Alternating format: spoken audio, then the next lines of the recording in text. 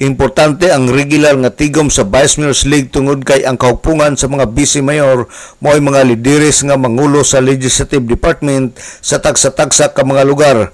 Kinahanglan gyud ang regular nga panagtagbo aron makakuha og dugang mga inputs og kahibalo. Kini mao ay pamahayag ni Tangub City Vice Mayor Tito Desina atol sa pakighinabi sa DXDD News Team atol usab sa gipahigayon nga Vice Mayor's League meeting Misamis Occidental Chapter din ang maong panagtigom ang Osamis City mao ay nahimong host sa nasangpit nga meeting. Importante gid siya dong tungod kay ang Vice Mayor's League na grupo mamong guni siya mga lideres nga nag-lead sa kada LGU, no? Specifically sa Legislative Department. So gikinahanglan gid siya nga doon ay regular meeting sa probinsya plus sa national para makakuha tag dugang mga inputs, dugang mga information nga makakontribute pagtabang, pagligon gyud sa kada LGU, no?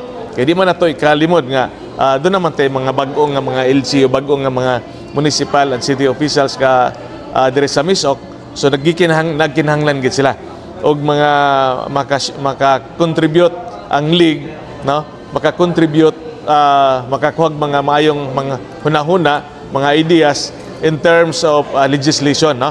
Sa kada LGU. So importante gini siya, mabenta nang nahitabo gid mo nga regular meeting gid mo para matabangan ang mga bago nga mga lideres nato sa kada LGU.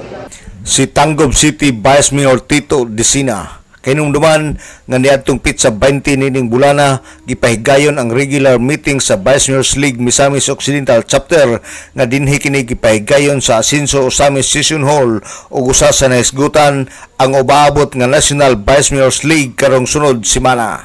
Alang sa DXDD Radio Campana, ang radyo sa simbahan, WD45 Dudong Bargamento, muduyog sa ika-75 katuig nga jubileo sa Archdiocese sa Osamis, Danag, Sadakbayan.